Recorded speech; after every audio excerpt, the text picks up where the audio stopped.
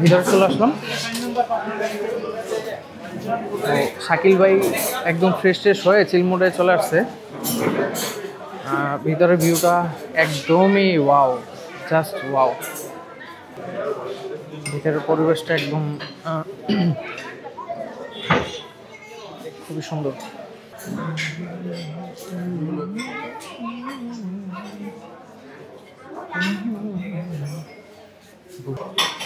High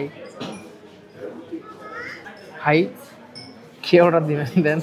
ওকে, এখন আমরা দেখব যে সাফিন রেস্টুরেন্টের কি ফুড অ্যাভেলেবল আছে এবং পাওয়া যায় এখানে, আর সেগুলোর প্রাইস তুলনামূলক কেমন।